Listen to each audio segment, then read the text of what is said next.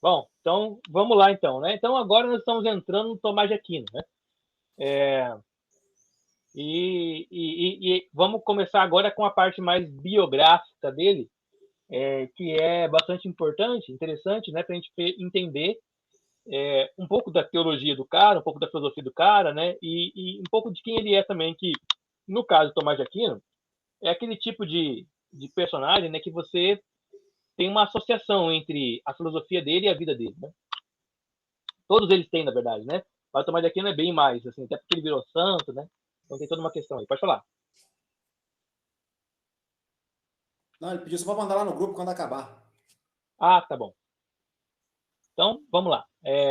Bom, Tomás de Aquino, então, ele nasceu num lugar chamado Rocácega.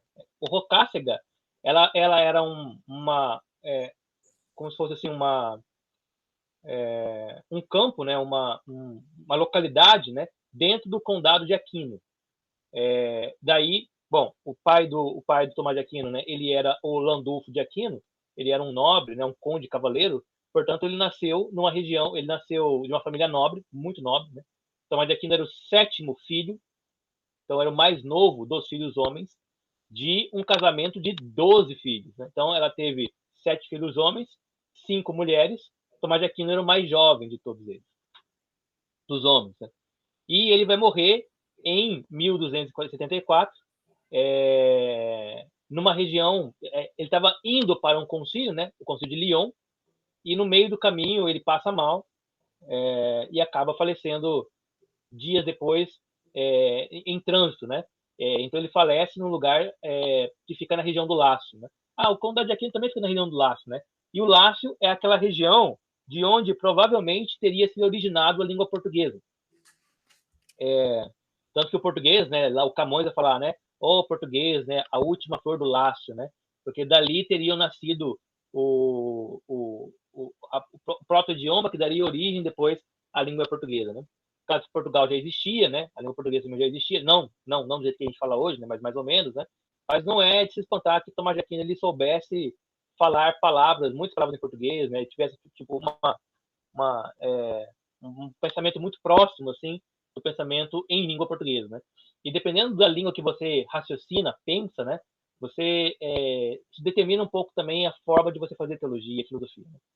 Então, aqui temos um filósofo que tem uma proximidade linguística com a gente. Né? O outro filósofo que vai ter uma proximidade linguística muito forte com a gente vai ser o Baruch Spinoza. O Spinoza, apesar de ele ter morado, né, e morrido na Holanda, ele é português de nascimento, né? Então ele também fala português, né? E ele raciocina em português, né? Apesar de escrever em latim, porque latim é a língua franca da época, né? Então dois filósofos aí que são de origem portuguesa, portunhol, né? Fala português, né? E ele morre muito cedo, né? Você vê que ele morre com 49 anos, né? Então uma vida muito breve, né? Isso pela expectativa de vida da época, 49 anos estava dentro disso, né? As pessoas na época viviam lá entre 50, passava dos 30 anos, já estava ganhando alguma coisa já na vida, né? Os 30 anos do ano de mil e pouco, né? 1200, mil e pouco, é semelhante aos 50, 60 anos do mundo moderno. Então, se alguém passa os 60 anos, já tá de bem vivido, né? Se o cara chega a 90, ele parece que não vai morrer nunca, né? E aí tem Hora alguns que extra, passaram isso. Né? Oi? tá fazendo hora extra já, né? Fazendo hora extra, assim, né? Enfim, né? Caso do João, né? Lá do Evangelho do João, né? Caso de outro também que parecia que não ia morrer nunca, né? Porque os caras viviam quase o dobro da média, né? Você pensou, hoje, para você viver o dobro da média, você tem que viver 140 anos, né? Ninguém vive isso, né? Você viver 127 anos, 120 anos, assim, você tá bem, bem, bem, bem, bem velho. Mas para a época, alguém que vivesse 90 anos viveu já quase o triplo, né? Do que uma pessoa normal viveria, porque a expectativa de vida era muito baixa, né? Devido a várias questões ali, né? De saneamento básico, né? E de alimentação, né? E risco e tudo mais e tal. Bom, como eu disse, ele é sétimo filho do cavaleiro conde Landolfo de Aquino, né? E ele é filho também de uma nobre chamada Teodora. Essa Teodora, ela é de uma família muito famosa na Itália da época, na Itália não, mas assim, na região ali, né, do Lácio da época, que era a família Caracciolo, né? Essa família, ela tem ligações com a Sicília. E, inclusive, alguns mafiosos, né, do mundo da década de 20, né, eles tinham linhagem dessa família aí, né, uma família super nobre, assim, super poderosa da região. Então ele nasceu para ser de uma família muito abastada, né, e nasceu para ser alguém que tinha assim uma perspectiva de vida bastante interessante, né, em termos de vista de sucesso, né, de dinheiro e tal, apesar de ser o sétimo filho, né? Por ser o sétimo filho, não sobra para ele muita coisa. Ele não vai herdar o título do pai, né? E por ser o sétimo filho, ele acaba sendo empurrado, né? Ou sendo levado, né? A assumir a, a vida eclesiástica, né? A virar padre, né? E a ideia era que ele virasse um padre, mas um padre local, né? Um padre lá de Rokáquia, né? Que iria um padre, como ele vai dizer, é um padre meio corrupto, né? Porque ele iria ser alguém que estava ali para atender os benefícios da família dele, né? E Tomás de Aquino meio que vai frustrar os planos da família nesse sentido. Vai virar padre, mas não o padre que eles queriam que ele fosse, né? O padre que teria uma paróquia rica, né? Que iria fazer o nome da família virar próspero e tal, né? Então não aconteceu isso, não. Além disso, Tomás de Aquino era sobrinho do Frederico II, e esse cara é importantíssimo, né? Por quê? Porque o Frederico II, ele era o Sacro Imperador Romano da época. Só que ele estava tendo muita treta com o Papa da época dele. Uma treta que levou o Filipe II a ser excomungado da Igreja Católica. E aí, porque ele era muito lascivo, assim, porque ele era muito assim, não seguia a normativa da Igreja. Mas quando ele foi excomungado, ele resolveu pegar uma galera e fazer uma cruzada para a Terra Santa. E ele vai mesmo, né? Só que na época, todo mundo que ia para essas cruzadas tinha todos os pecados perdoados, né? Era eles falam de indulgência universal e lata perfeita, né? Ou seja, né, você tinha todos os perdões do pecado por você ter ido lutar em nome de Cristo para a Terra Santa, né? Era como se fosse uma espécie de martírio. E aí, como que aconteceu, né? Ele estava excomungado, ele foi com o exército cristão para lutar na Terra Santa. Quando ele volta, ele não pode nem ser excomungado e nem pode ser estigmatizado pelo Papa, porque ele agora tem perdão total, né? Ele não tem nenhum pecado, né? E aí ficou numa situação muito interessante, com um conflito onde a igreja não conseguia, por meio dos meios legais, afastar o Frederico do seu papel de tutelado da igreja, né? E isso foi tão complexo que o Frederico acabou fundando uma igreja, ele funda uma religião. E nessa religião, ele se torna o próprio Messias, né? Ele se torna o próprio representante divino na Terra. E aí ele vira um inimigo do Papa, assim, um inimigo cabal do Papa. O Tomás de Aquino, né, ele vai estudar primeiro numa abadia, que é a abadia de Monte Cassino. Monte Cassino é um lugar sensacional, assim, ali da Itália, né? E é um lugar muito rico, muito próspero. E lá ele ia ser educado pelos membros da família dele mesmo, né? Por tios, avós, que também, avós não, né? Tios, primos que eram também sacerdotes, né? Para poder se integrar ali na comunidade sacerdotal dos aquinitas, né? Dos tomistas ali.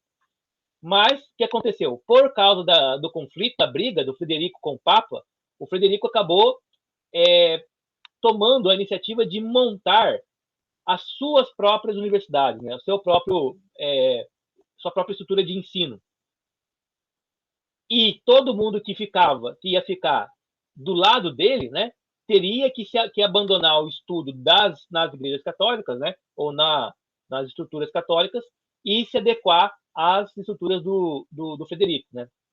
Então, Tomás de Aquino, nesse momento, tem que se afastar de Monte Cassino, porque a família dele é uma família de nobres, né? Eles dependem do imperador também, de certa forma, e eles não queriam essa treta com o imperador, então eles se afastam de Monte Cassino, e então Tomás de Aquino vai entrar na Universidade de Nápoles, que foi fundada pelo Frederico, e se ele não tivesse entrado lá, ele não teria conhecido Aristóteles, Averroes e Maimônides. Por quê? Porque na abadia de Monte Cassino, o que ele estudaria era platonismo, né? Ele ia estudar o Agostinho, ele ia estudar neoplatonismo, né? Ele ia estudar aquilo que era, vamos dizer assim, o mais tradicional da época. O Aristóteles estava sendo redescoberto na época, né? Sendo trazido de volta pelos árabes. E a igreja, ela tinha as suas reservas com relação a essa proximidade com um filósofo do calibre de Aristóteles, né? Por meio do Averroes, que tinham tendências muito materialistas, né? E tendências a serem muito racionalistas também. Então parecia que eles davam pouca importância para a transcendência, pouca importância para o intelecto, né? O intelecto, eu falo assim, o intelecto transcendental, né? E muito mais para uma coisa mais imanente, né? E é devido à briga que o Frederico teve com o Papa, que o Frederico ele quis manter um currículo que rivalizasse com o currículo tradicional. Então nós podemos dizer que, de certa forma, o Tomás de Aquino estudou numa universidade que foi fundada para não ser uma universidade católica, para não ser um centro tradicionalista, mas para ser um centro modernista da época, né? Com o tipo de filosofia mais moderna. Lá, então, ele vai estudar Aristóteles, ele vai estudar o Averroes e ele vai estudar o Maimônides. Maimônides, que era um filósofo judeu, né? Esse filósofo você jamais estudaria dentro de uma universidade católica da época. Eles estavam ainda com treta, né? Estavam ainda decidindo, né, se esses caras deveriam ser lidos ou não. Quando, então, ele chega aos 19 anos, né, ele vai conhecer uma ordem que foi fundada por um espanhol chamado Domínguez de Guzmán, né? O Domínguez de Guzmán, ele funda a Ordem dos Dominicanos, também chamada de Ordem dos Pregadores Mendicantes. Essa ordem foi fundada próximo, mais ou menos, no mesmo período histórico que os franciscanos, né? E um pouco antes dos beneditinos, né, da Ordem de São Bento.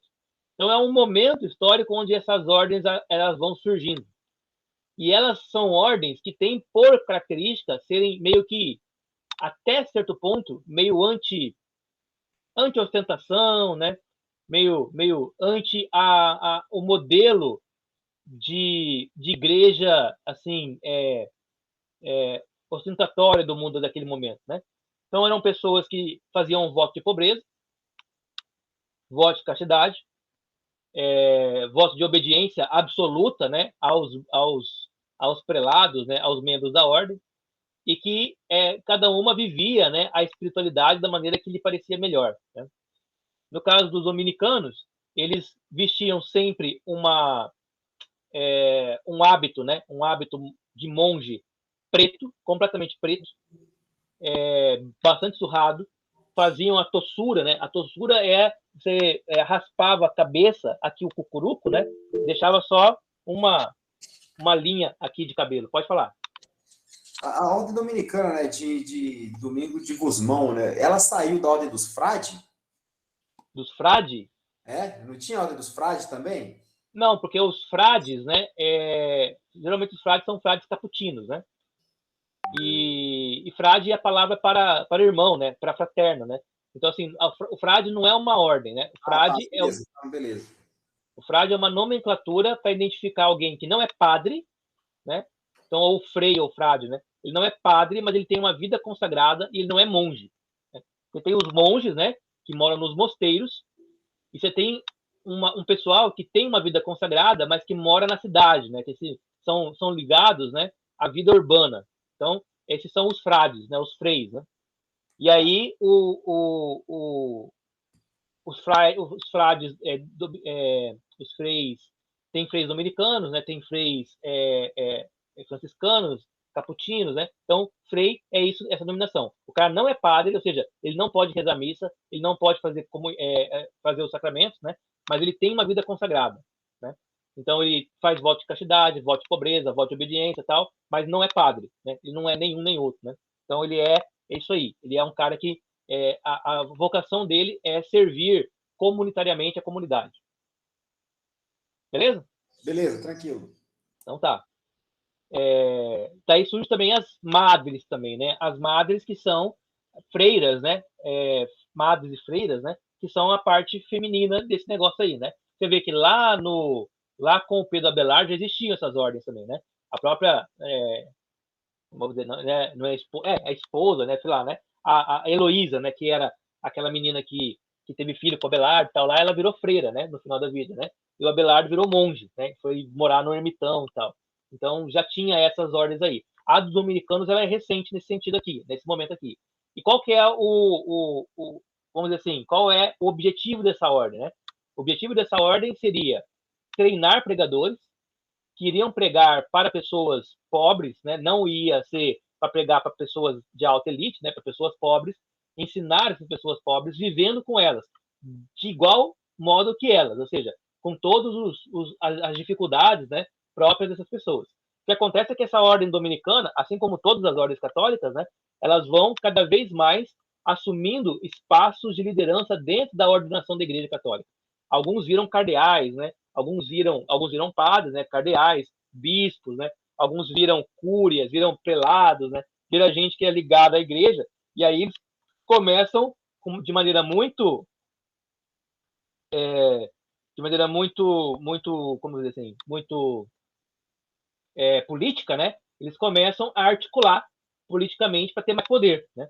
Tanto que essas ordens hoje são ordens super poderosas, né? A ordem franciscana é uma ordem super poderosa, né? Muito rica, muito rica, né? Dos dominicanos a mesma coisa, dos cistercienses a mesma coisa, né? Então, assim, são ordens que surgem no seio da Igreja Católica. Elas deveriam, olha bem, né? Essas ordens, elas deveriam ter sido cismas, né? Deveriam ter sido que nem a Reforma Protestante, ó, faz outra igreja aqui, né? Só que o catolicismo na época, ele tinha uma complacência o suficiente para entender que esses caras querem viver a fé cristã de outra forma, mas é de uma forma muito esquisita, né? É uma forma muito estranha, mas a gente não precisa expulsá-los do seio da igreja. A gente pode absorvê-los, né? Então, permitia-se que essas ordens existissem, contanto que elas mantivessem obediência a Roma e algumas outras considerações com o papado, né? O franciscanismo é uma coisa assim, se você olha, né, o que o Francisco e os franciscanos iniciais queriam, é um movimento hippie, assim. Não queriam templos, não queriam igreja, não curtiam muito santo, assim, né? Muitas imagens, né? É um negócio assim, que parece muito protestante, né? Só que a igreja habilmente conseguiu articular para eles não saírem da igreja, né? E tornarem-se parte da igreja mesmo, né? E é lógico que essa ordem depois vai ser conspurcada, né? Ela vai ser, assim, invadida, né? Por gente que tinha intenções outras, né? Que era de poder e tal, né? Que vai acabar atraindo um pouco do ideal do fundador das ordens, né? Mas isso sempre acontecerá na Igreja Católica. O movimento do Lutero, ele tinha a pretensão de ser mais ou menos a mesma coisa. Tanto que o Lutero, ele é um reformador, né? O Lutero ele não é, em primeiro lugar, assim, um protestante, né? O que Lutero queria era protestar contra algumas coisas da igreja para reformá-la. Então ele imaginou que a igreja ia ouvi-lo, né? E iria acatar uma parte do que ele falasse, né? Outra parte ia ser disputada, e aí o grupo dele ia acabar se articulando, né? Dentro da igreja para formar lá uma ordem luterana, né? Dentro da igreja católica mesmo, né? O que não é muito difícil, uma vez que você olha para um luterano tradicional e você não vê praticamente nada de diferente de um católico, né? Inclusive Lutero mesmo, ele era super devoto de Nossa Senhora, né? Então não tinha grandes problemas. Claro que tinha as questões lá, né? Contra a indulgência, contra a missa e tudo mais, né? Contra o negócio lá da consubstanciação, né? Mas isso tudo poderia ser superado com debates teológicos que acabariam absorvendo, né, o luteranismo dentro da Igreja Católica. Por que o luteranismo não conseguiu ser absorvido? Porque ele contou com o apoio dos políticos da época, né? Principalmente dos príncipes eleitores da região ali da Germânia, né? De onde Lutero era. E esses príncipes que queriam se afastar da igreja, né? Esses príncipes políticos, né? Então usaram o Lutero como um mecanismo, né, de afastamento, né? E aí o Lutero aproveitou com a oportunidade ali para fundar, né, ali o movimento protestante, né? Mas a ideia era que o luteranismo ele fosse uma parte da Igreja Católica. Aí você fala, não, mas não tem como ser. Tanto tem como, olha para hoje, você vê aí, né? O movimento carismático, que é o movimento pentecostal, que nasceu dentro do movimento pentecostal mesmo, norte-americano, com pregadores pentecostais, né? Você tem um cara, um pesquisador muito interessante chamado Thomas Sordas, né? O Sordas, ele é um antropólogo, né? E ele pesquisa os primórdios lá de um movimento carismático católico nos Estados Unidos, né? E aí, quando ele vai fazer a pesquisa histórica, ele percebe que eram pastores evangélicos pentecostais que foram os que levaram o movimento carismático para dentro da Igreja Católica. Né? O que seria esperado de acontecer? Quando esses carismas chegassem à Igreja Católica, a Igreja Católica ia expulsar esses caras, né? E eles iam montar lá uma denominação lá, católica, pentecostal, qualquer coisa assim. Mas ao invés de fazer isso, o que a Igreja fez? A Igreja, ela abraçou esses carismáticos, dizendo que eles tinham uma nova forma de espiritualidade, né? E com isso, ela manteve os carismáticos debaixo da doutrina, né? E debaixo do poder da Igreja, né? Quem era carismático, que o Lennon conhece, era o Abraão, né? O Abraão, ele era um carismático, né? E ele tinha vários problemas já com determinados elementos católicos, né? Inclusive com a veneração dos santos e tal. E ele vai acabar se tornando protestante, né? Por quê? Porque ele já estava um passo, né, disto, uma vez que já era carismático antes, né? Então, o movimento carismático é isso, né? Ele é uma tentativa de flerte, né? Ele é quase que um passo para dentro do pentecostalismo, que foi bloqueado, parado e retomado, né, para a Igreja Católica, da mesma forma que ela fez com as ordens religiosas do século XII, do século XI. Né? E o Abraão caiu lá na IPB. E o Abraão caiu lá na IPB, né? Porque a IPB tinha aquela plástica, né, toda católica, né? Uma plástica parecida, mas não tinha já aquilo que ele discordava, né? E aí ele foi depois aprender o calvinismo e tal. Dele aqui que ele me fez, né? Que é algo que não é que ele conta para poucas pessoas. A gente contou isso aí já, mas eu achei interessante. Serve de testemunho. O Tiago, inclusive, né? Que acha que a gente meio que despreza o dom do Espírito Santo, né, Tiago? Essa provocação. Ele contou para mim que ele estava lá na Igreja Católica, no movimento carismático mesmo, e ele tocava. E ele chegou para tocar atrasado e não deixaram ele tocar. Então ele ficou lá na porta, ali naquela igreja da Dom Aquino. Sim. Ficou lá na porta olhando. E aí beleza, ficou lá assistindo a missa. E aí antes de terminar a missa, ele ouviu aquela voz no coração dizendo: desce ali e vai naquela igreja ali de baixo, que era a IPB. Desce ali, vai lá. Ele ouviu essa voz e falou: caraca, né?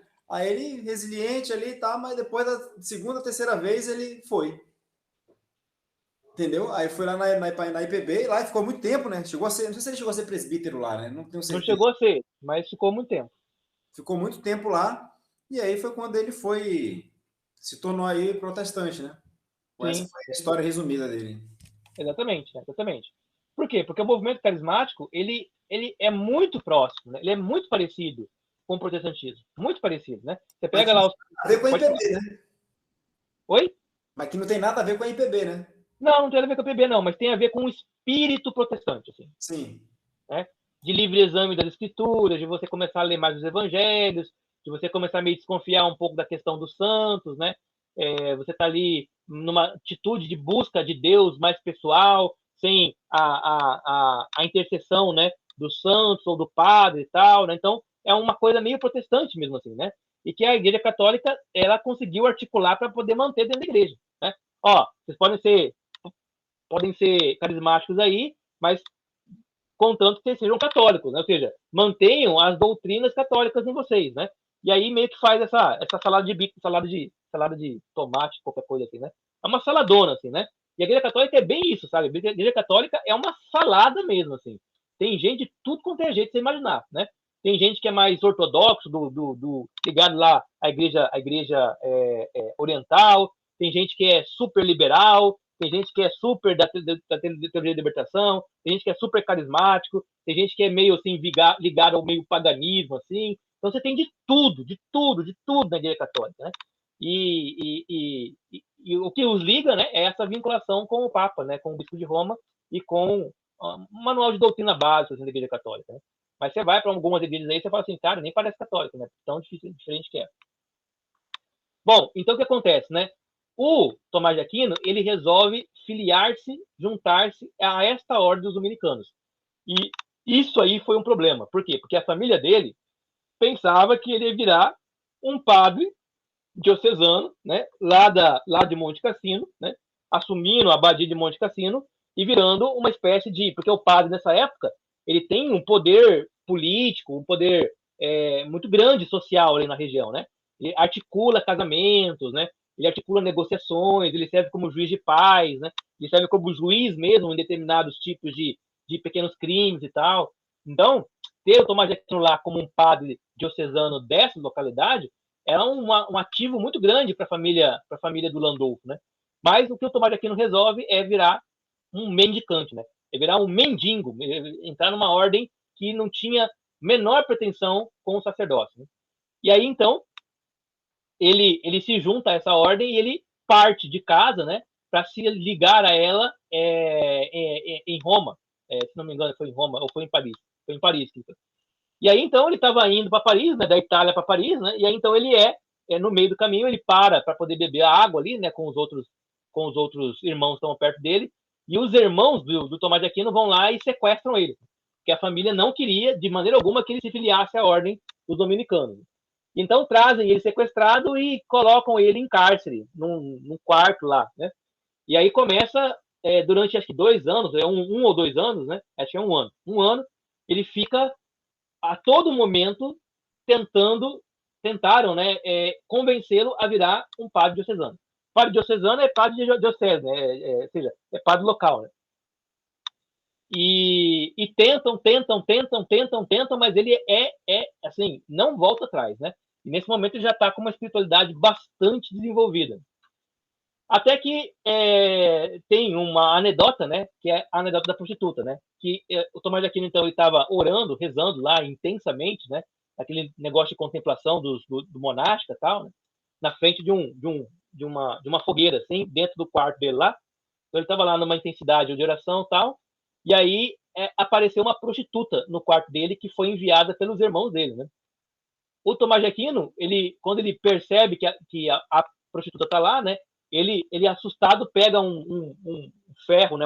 Uma brasa, né? E começa a dar de porrada, né? Tentar bater na prostituta, porque ele estava achando que a prostituta era um demônio que tinha se materializado ali e que queria seduzi-lo, né? E ela foi contratada justamente para poder fazer com que ele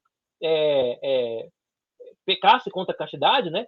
E assim fosse desestimulado, né, a juntar-se à ordem, né? Mas no final das contas ele venceu a batalha, né? Ela saiu toda chamuscada, né? O vestido dela todo queimado, né? Dali de dentro. Essa batalha aí é para poucos, hein, velho? É para poucos, né? É para poucos. Mas eu não sei. Venceu, viu? Ele achava que era o demônio, né? Sei lá, né? Mas aí ele venceu, né? Venceu. A prostituta foi mandada embora, tal, né? E aí, assim, ficou aquele negócio, né? Pô, o cara ele tem de fato, né, assim, um chamado ali, né? Ele tem de fato ali uma postura, né? Virtuosa demais, né? Até que a mãe dele resolveu ajudar o Tomás de Aquino. Falou assim, não tem jeito, né? Não tem jeito, ele não vai ceder, vai ser uma vergonha pra gente quando descobrir que a gente tá mantendo nosso filho aqui, vai acabar manchando a imagem da família. Ele é só o 7º filho, né? Então tem mais 6 para darem certo de alguma forma, né? Então ela arruma para ele fugir. Ela deixa a janela do quarto dele aberta, né? E aí, de propósito, né? E aí ele foge e vai e se junta, né? À ordem, de fato, né? Colocando fim ao desejo da família dele assumir esse espaço ali que era a abadia de Monte Cassino, né? Mal sabiam eles que o menino ia revolucionar o mundo, né? De outra forma, não por meio do conchavo ali, né? Mas por meio da sua inteligência. Né? Muito bem. Então aí, quando ele foge ali da família, né? Ele vai se juntar aos dominicanos. Ele está com aproximadamente 20 anos, né? Então você vê, né? Ele resistiu a uma prostituta vestida para matar, contratada para seduzir, né? Com menos de 20 anos, com 19 anos, né? E aí, então, ele foge e vai em direção a Paris, né? Foge para Paris. E lá, então, ele vai ingressar na Universidade de Paris. Não sei se vocês vão lembrar, né? Mas em algumas aulas atrás, nós falamos das 2 primeiras universidades que foram fundadas pelo Carlos Magno, que é a Universidade de Paris e a Universidade de Bolonha. A de Paris, então, é uma das universidades mais antigas da Europa. E ela se propôs a ser uma nova academia, ou seja, né? Uma nova Grécia, né? Uma nova Atenas, Portanto, era uma faculdade que admitia todo tipo de pensador e pensamento.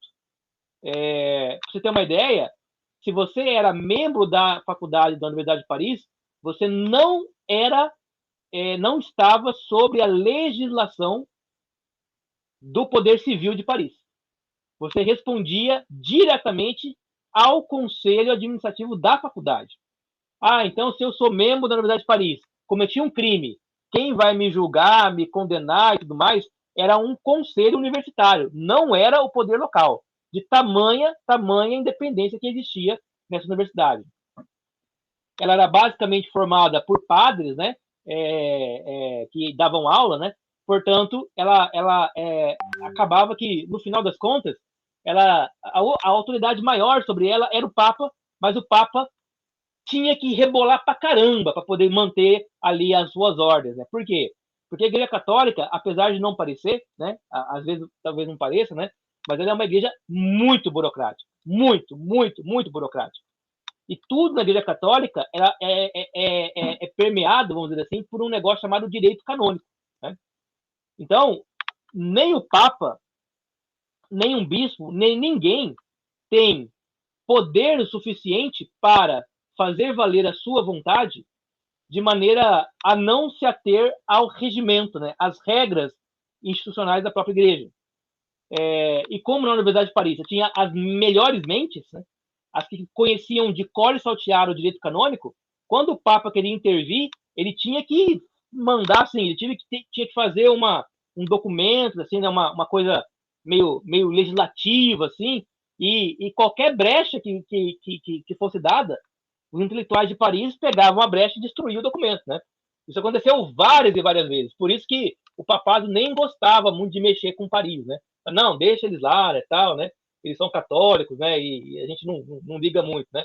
E com isso, a Universidade de Paris ganhou muita autonomia.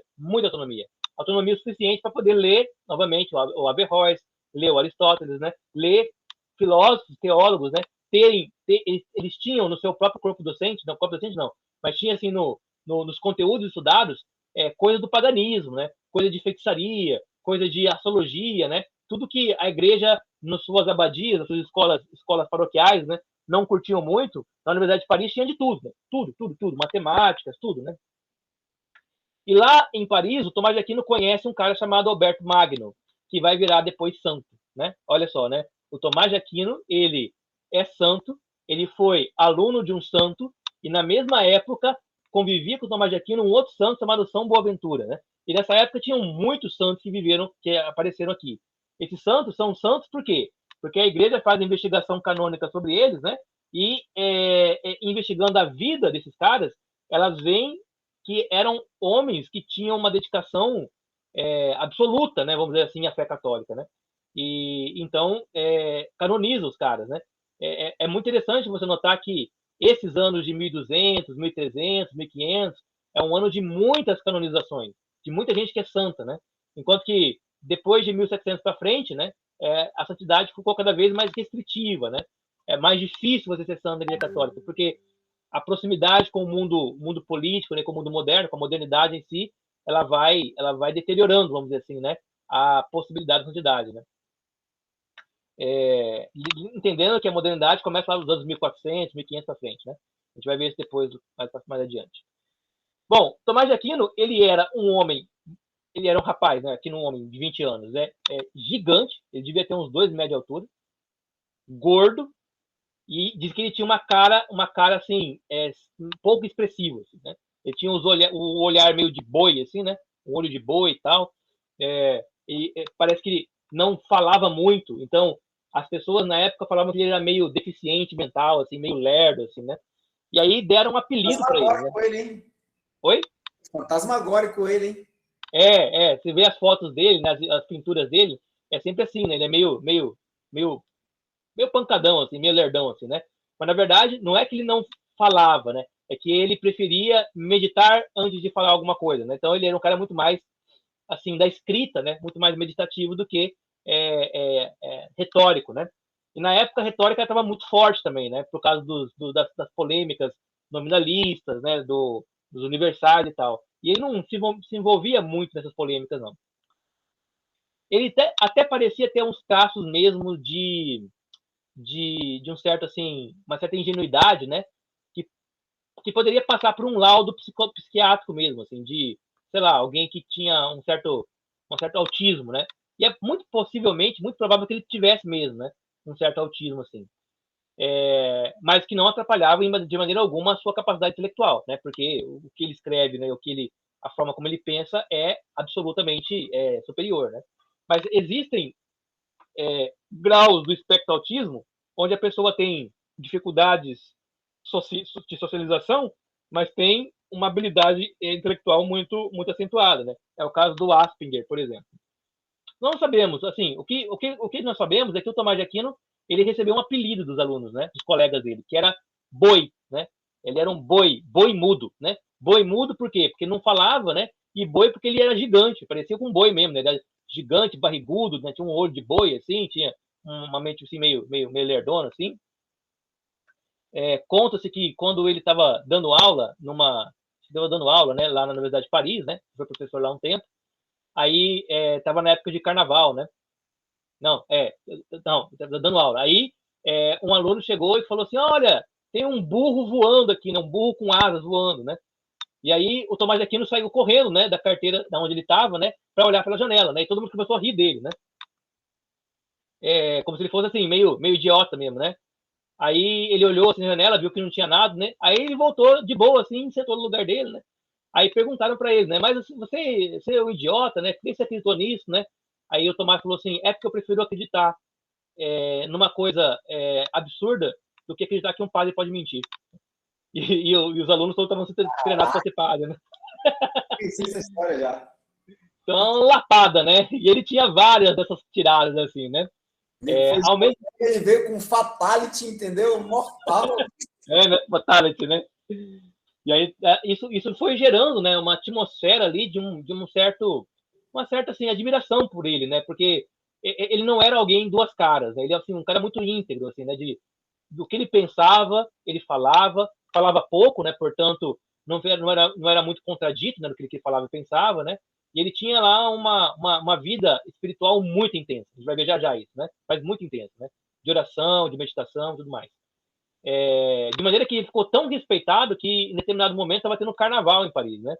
E aí ele estava dando aula. E os alunos, que eram padres, né, queriam sair da aula, queriam que acabasse a aula para eles poderem pular carnaval, né? E o Tomás de Aquino falou: olha, eu vou continuar dando aula aqui, né? Se vocês quiserem sair para o carnaval, podem sair, né? E os alunos não saíram para não perder a aula dele, ou seja, eles ficaram até o final da aula, né? E o Tomás de Aquino, aproveitando, deu aula até o dia seguinte, a noite toda, né? Para impedir que o pessoal fosse pular carnaval, né? Mas de tão famoso, né? De tão assim atraente que ficaram as aulas dele, devido a essa postura dele, né? De ser alguém que não só falava algo interessante, né? Mas que tinha um comportamento, um temperamento que se associava bastante com o que ele falava, né? Essa postura dele e assim, né? Os seus escritos, né? As suas discussões com Alberto Magno vai levar o Alberto a falar a seguinte frase, né? Que os alunos zoavam, né? Ah, esse aí é o boi mudo. Olha lá o Tomás de Aquino, né? O Tomás, né? O boi mudo, né?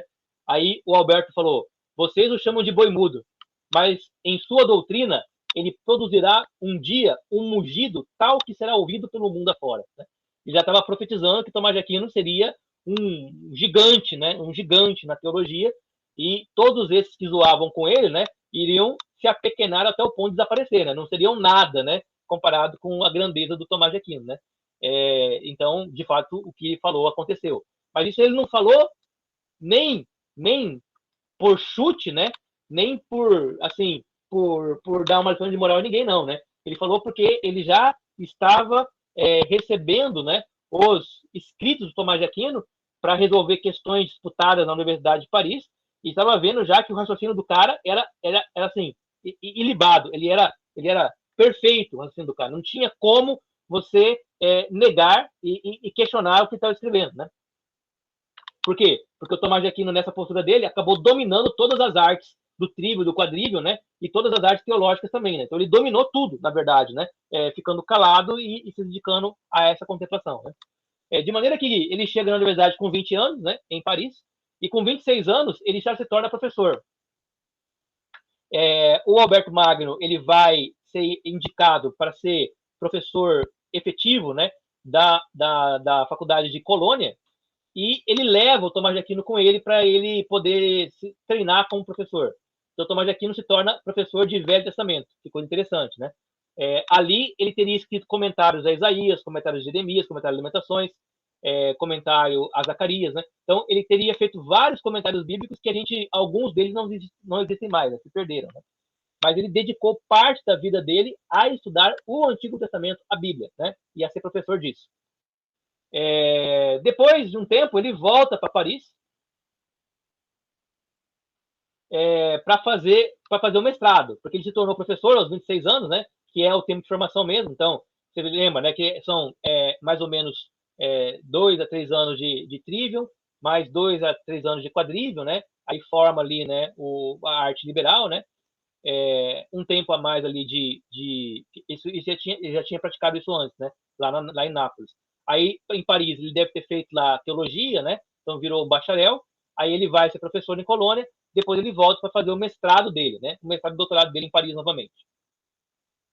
E aí ele vai abandonar os estudos bíblicos e vai se especializar no que na época era chamado de sentenças, né? O que são as sentenças? Sentenças ou sententia, né? Sententia seriam algo como se fosse uma espécie de resumo em termos de tópicos, né? Encadeados logicamente sobre determinado assunto.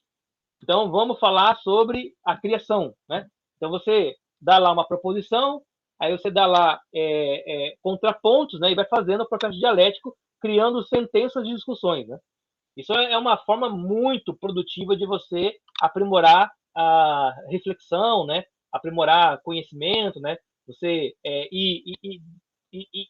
entendendo, né? Aprendendo o que falta para você saber sobre aquele tema e como ele pode se espraiar, né? Ele pode se adequar a outras normativas, né? A outros campos, né? Então você pode começar falando sobre criação do mundo e terminar falando sobre criação de abelhas, né? E uma coisa está conectada à outra de alguma forma por meio das sentenças, né? Aí tinha um cara lá chamado Pedro Lombardo, a gente só falou sobre ele rapidamente anteriormente, né? E o Pedro Lombardo, ele era um famosíssimo sentenciador, né? Ele tinha muitas obras, muitas coleções de textos que ele tratava dos mais diferentes temas em ordem de sentenças, assim, ligando teologia, filosofia, arquitetura, cosmologia, filosofia, ligando tudo no mesmo tipo de reflexão. Então, o Tomás de Aquino ele faz seu mestrado em cima disso, né? E ele se torna um doutor em sentenças, né? Ele vai se especializar principalmente na obra do Pedro Abelardo. Perdão, do Pedro Lombardo, né? Após terminar, né, a sua fase do doutoramento, do mestrado ali, que começa, né, próximo aos seus 26 anos e vai até próximo aos seus 31 anos. Assim que termina, né, esse período de formação, ele vai se tornar regente principal de teologia de Paris. Você imagina assim, ó, a Paris era a universidade mais importante do mundo. Do mundo. O Tomás de Aquino se tornou o regente principal de teologia que era o principal curso da Universidade de Paris, e se torna regente principal de teologia na melhor universidade do mundo, né, com 31 anos de idade. E aí houve um grande problema aqui, né? Qual que é o problema? O problema é que Tomás de Aquino ele era um dominicano. E os dominicanos, nesse momento ainda, apesar de terem autorização papal para funcionar, eles não eram reconhecidos como uma ordem de valor dentro da Igreja Católica. Isso é uma luta política. Isso impediria o Tomás de Aquino de assumir a regência de teologia na Universidade de Paris, né? Porque ela seria dada para alguém de um ramo mais tradicional da igreja, né? Mas aí foi que os dominicanos mostraram a sua força política, porque ao colocar Tomás de Aquino ali, eles estariam abrindo um espaço permanente para os dominicanos nas cadeiras universitárias. Como os dominicanos já tinham conseguido entrar na Cúria Romana, né? Eles já tinham conseguido entrar em várias autarquias da igreja, eles conseguiram fazer um movimento político para permitir que pela primeira vez um dominicano assumisse uma cadeira importante na Universidade de Paris. E esse dominicano foi o Tomás de Aquino, né? De tão célebre, de tão importante, de tão ético, moral que ele era, ele não conseguiu ter inimigos que conseguissem barrar sua ascensão. Ele acabou, então, se transformando nisso, né? No teólogo mais importante, ou seja, assumindo a cadeira mais importante de teologia da época dele. E lá ele começa a escrever a primeira Suma, né? Das mais importantes, que é a Suma Gentilis, né? Ou a Suma contra os gentios. Por que essa Suma aqui é muito importante? Ela é mais importante do que a Suma Teológica, né? A Suma Teológica, ela é um texto, né, um livro, né, um coletânea de livros, né, o Lê não tem ali na mesa, né. A Suma Teológica é um texto escrito para católicos, né, para poder dialogar com a intelectualidade católica. E então ele tem alguns pressupostos que já são dados, vamos dizer assim, né, pela cristandade da época. A Suma contra os gentios, ela era uma suma também que tinha por objetivo discutir com os não católicos, né? Com os pagãos, com os gregos, com os islâmicos, né? Então, diferente da Suma Teológica, na Suma contra os gentios, você tem um livro que é muito mais filosófico, porque como ele não pode partir das escrituras, da revelação, porque isso não é comumente aceito, né, pelo seu público-alvo, ele parte da reflexão da filosofia pura, né? E aí ele vai desenvolvendo, se não me engano, são 5 capítulos, né? E nos primeiros 4 capítulos, a primeira parte da Suma contra os Gentios, né? Ela é toda filosófica, né? Ela é toda discutindo só em âmbito racional. E depois dessa discussão é que ele vai cair numa discussão que é mais apropriada, mais próxima do cristianismo. Como se ele estivesse fazendo uma espécie de apologética mesmo, né? Uma espécie de pregação onde ele começa na razão e termina na revelação. É nessa suma que ele vai construir as 5 provas, né? As 5 vias da existência de Deus, né? Pensando em usar essas 5 vias como um recurso retórico, né? Como um recurso de discurso para os não cristãos, né? E a verdade é assim, que se você pega as 5 vias, você pode utilizá-las para provar que Deus existe sem precisar da Bíblia, sem precisar de nenhum dado da revelação. Elas são 5 vias, que a gente vai ver mais adiante, que são puramente racionais, né? Puramente intelectuais. Obviamente, há um defeito nelas, né? O defeito delas é que ela não identifica o Deus. Então, pelas 5 vias, eu chego à conclusão racional que Deus existe, mas não sei dizer qual é esse Deus. Por isso que é o último capítulo da Suma contra os Gentiles, né? Ele vai colocar o Deus cristão como o Deus que identifica ser o Deus verdadeiro, né? Mas essas 5 vias, elas são tão poderosas que se você pegar qualquer ateu hoje que não tenha um preparo filosófico, ele vai sair da discussão com você quando você expor, né, as 5 vias, convencido intelectualmente que Deus tem que existir, né? Ele pode não acreditar, mas que ele não vai ter argumento, não vai ter. Se ele for versado em filosofia, ele vai ter argumento, por quê? Porque daí ele vai para os filósofos que contra-atacaram as vias aquininas, né? Que é o Kant, o Hegel e tal, né? E aí há maneiras de você fazer isso. Mas olha bem, né? E perceba bem, o Tomás de Aquino não tem um sistema filosófico. Ele não tem um sistema filosófico. Você vai entender o Tomás de Aquino, primeiro, lendo Aristóteles, segundo, usando a sua razão e a sua empiria. O Kant, pelo contrário, tem um sistema filosófico. E para você entender Kant, você tem que aceitar os pressupostos da filosofia dele. Ou seja, assim, ó, entra aqui no meu mundo, pensa como eu penso, que você vai concluir o que eu concluo. E aí o jogo fica prejudicado. Por quê? Porque enquanto Tomás de Aquino ele apela para a experiência que todo indivíduo tem da realidade, o Kant ele apela para uma racionalidade que ele acha que todo indivíduo tem que ter, mas que somente aqueles que treinaram a sua razão são capazes de ter. Por isso, o Tomás de Aquino ele é um texto, né, que tem um apelo popular muito grande, enquanto que o Kant tem um apelo elitista muito grande. Aí você fala assim, pô, professor, né? Mas eu li o Tomás de Aquino e é difícil pra cacete, né? Sim, é difícil entender. E a dificuldade não está no texto, né? Não sei se na tradução também, né? Mas a dificuldade está no abismo histórico, né? Porque o Tomás de Aquino ele escreve com extrema facilidade para alguém do século XII, né? Do século XIII, né? Do século XIII entender. Nós estamos no século XXII. A gente pensa que por que estamos no século XXII, né? A gente acha que o que está no século XIII é fácil, mas não é, né? Ele é difícil por quê? Porque a filosofia não é o tipo de ciência, como é na matemática, por exemplo, né, na física, que ela é cumulativa, né? Ou seja, que um vai acumulando o conhecimento do outro, às vezes refutando, mas sempre melhorando, né?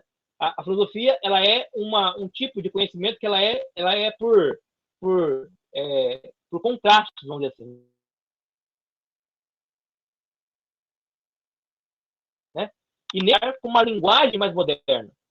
E isso vicia a mente humana para poder entender com mais facilidade textos de linguagem moderna e não entender textos de linguagem antiga, apesar dos textos de linguagem antiga serem mais simples de serem entendidos. Se você consegue captar, né, a linguagem do texto antigo, você consegue ler com mais facilidade um texto de Tomás de Aquino.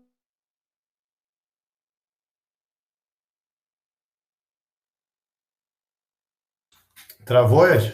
Travou, acho que a internet dele tá zoada. Deve estar caída a internet dele lá. Deve ter caído. Vamos esperar. Quando é que tu vai entregar teu TCC, Thiago? Hã? Quando é que tu vai entregar teu TCC? Fevereiro. Só fevereiro? Mas já começou a escrever? Ainda não. Se livra logo disso, pô. Escrever é tão fácil. Agora que eu decidi, porque tinha vários assuntos, cara. Tu decidiu? Vai falar o quê? Vou falar sobre o princípio, cara. Caramba, bicho. Mas você vai TCC, eu vou falar, vou mostrar ali, por exemplo, o que Aristóteles defendia, Platão, sobre o que existia no princípio. Você vai fazer essa... Bem simples, porque TCC eu vou só falar o que eles comentavam, né? Tá, entendi. Tu não vai fazer uma coisa assim mais... E eu acho que eu vou crescer muito, cara, nisso. Eu ia falar sobre o ser de Deus, aí ia ficar mais difícil. Eu ia te passar um livro pra tu ler, né? Se tu queria falar sobre o princípio, eu ia te passar um livro para tu ler, né? Mas... Pô, me passa aí então. Porque assim, eu tô já com bastante ideia. E aí eu vou falar isso. Porque assim eu vou tentar levar também um pouco, mostrando ali qual aqueles que defendiam que o universo é eterno, né? Apesar de não ser Deus, né? Por que eles diziam que o universo é eterno? Assim, acho que é uma pesquisa boa. Não é muito difícil, né? Vai ter que atentar só para as linguagens, né? Para a linguagem acadêmica, né? Sim. Aí eu vou ver vou ver Agostinho, o que ele falou, o próprio Tomás de Aquino, vou pegar ali Aristóteles, Platão, vou pegar um moderno de hoje aí. Vou falar. Tem esse cara que eu ia te passar, que ele fala de todos os livros, né? O André Cherokee, um judeu, né? Aí, voltou! Voltou. No Logos tem um monte de livro, viu? Sobre a criação. Oi? Manda aí para mim. Eu vou... No Logos, pô. Acessa o Logos. Eu comecei a olhar uns ali. Mas eu não sei gravar, cara. Eu acho um bom livro no Logos, eu não sei como botar nos meus ali, tipo... A minha biblioteca é minha, entendeu? Os meus preferidos. Mas aí que eu vou te ensinar depois. Eu parei onde? Tu parou quando a linguagem que o Tomás de Aquino estava usando, que a linguagem medieval é uma linguagem não era difícil para aquela época. A gente acha difícil, que aí você parou lá. Não é algo exatas, que o conhecimento vai acumulando. É diferente. Isso. Então, nas exatas é isso, né? Assim, um cara da modernidade hoje, né? Ele olha para um Newton, ele olha para o Einstein, né? Ele consegue entender o que o cara está falando, porque a linguagem matemática ela tem uma continuidade, vamos dizer assim, né? A linguagem filosófica não tem continuidade. Por isso, é difícil de entender textos antigos, né? Até Platão, Aristóteles é difícil de entender. Não é que eles são difíceis, é porque a gente tem um abismo histórico, né? A mesma dificuldade que tem para ler a Bíblia, por exemplo. A Bíblia foi um livro escrito para gente analfabeta, né? Para a gente simples, assim, né? Então, ela não é um livro difícil. Mas a nossa dificuldade é... Oi, pode falar. Oi? A própria linguagem é uma linguagem comum. Mas não é comum para hoje, né? Quer dizer, alguém que lê, sei lá... Apocalipse. Por exemplo, né? Então, vários, um monte de gente pensando várias coisas. Mas mesmo você pega assim os evangelhos, né? Fala, vossas concupiscências fazem separação de vós e Deus. Assim, para alguém que lê, sei lá, o que se lê hoje, né? Livro hot, né? Se lê, sei lá, livro, né? Livro contemporâneo, né? A linguagem bíblica parece uma linguagem cifrada, assim, difícil mesmo, né? Mas é essa distanciamento histórico que é difícil, né? A própria tradução, as traduções também, eu entendo esse ponto aí. E aí você vai tentar uma tradução muito moderna, né? Muito moderna, e aí você perde aspectos importantes do texto, né? E se vai muito ao pé da letra, você fica sem entender, então fica sempre... Exatamente. Agora, o que a gente faz na filosofia, né? Se você não for ao pé da letra, você trai aquilo que o filósofo queria dizer, né? Mas se você for ao pé da letra, você torna o texto dele quase impossível de ler, né? Muito difícil, né? Então essa coisa é difícil mesmo, né? De você ler um texto antigo por causa da linguagem, não por causa do conteúdo. O conteúdo é simples, a linguagem é difícil, né? A linguagem é difícil. Bem, então ele vai escrever então lá, enquanto ele é regente, né, de teologia lá na Universidade de Paris, ele vai escrever essa Suma, que é a Suma contra os Gentios, né? Que, na minha opinião, é a obra mais importante do Tomás de Aquino. É a mais importante no sentido de quê? De que é a mais filosófica e é aqui ele faz um esforço para dialogar filosoficamente com não cristãos. A Suma Teológica é a obra mais importante porque ela é a obra de maior volume, né? E é onde ele vai resolver os problemas da cristandade, né? Mas ele usa a filosofia, mas não é tanto quanto a Suma contra os Gentios. Pode falar. A gente tem essa na nossa coleção? Nessa que vocês compraram? O que tem são as sumas teológicas, né, sobre a cristandade. A Suma Teológica. Os gentios não, né? Essa aí não, né? Não. A Suma contra os Gentios, assim, é um livro só. Ele deve ter, assim, umas 400 páginas, né? Mas é só um livro, né? Mas é um livro que é um esforço mais filosófico. Vamos pegar assim, ó. A Suma contra os Gentios é o Tomás de Aquino filósofo, né?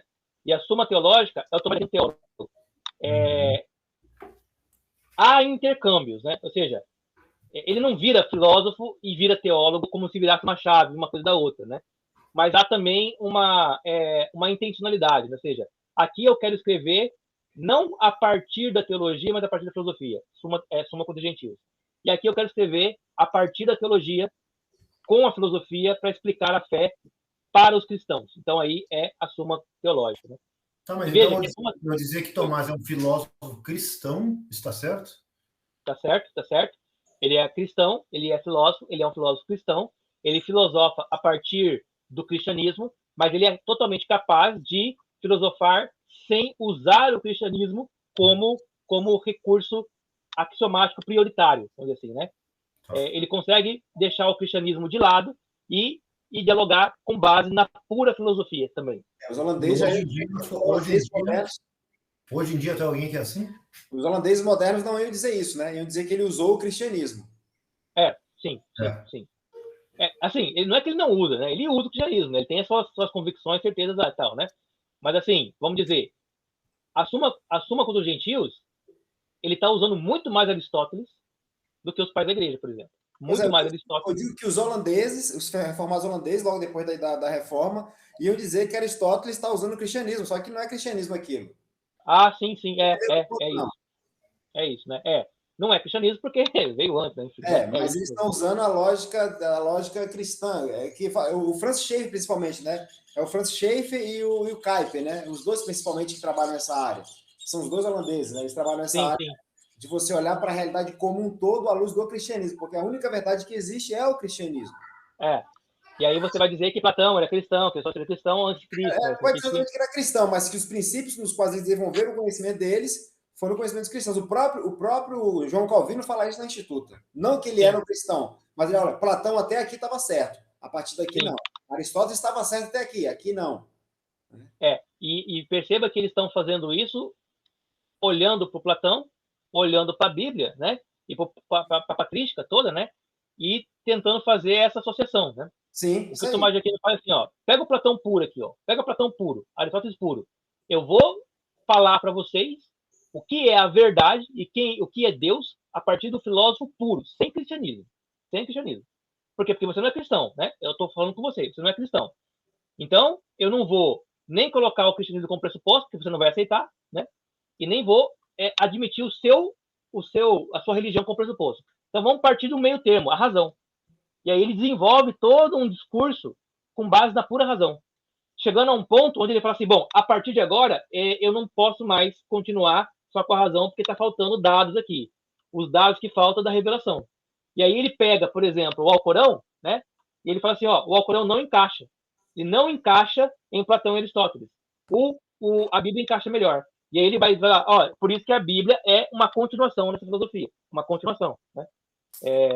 Isso, no começo da estudo ele fala isso, No começo da estudo ele fala, olha, o que é possível saber sobre o conhecimento, a filosofia vai nos dar. Mas o que não é possível você descobrir nada sobre o metafísico, sobre o transcendente, a menos que esse Deus se revele a você. Perfeito, né? Isso aí. E aí ele fala, né, que necessariamente ele tem que existir.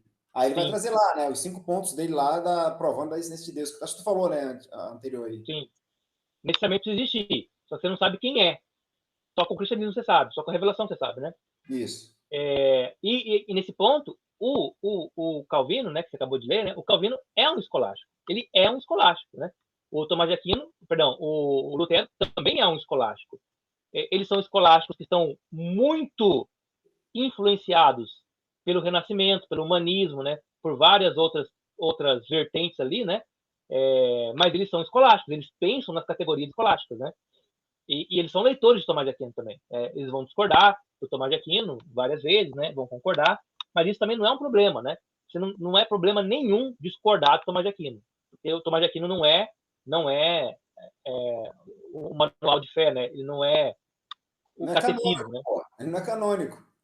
Exatamente, ele não é canônico, né? O que é canônico no Tomás de Aquino é aquilo que está no catecismo da igreja. Aquilo você não pode discordar, né? Se você for católico.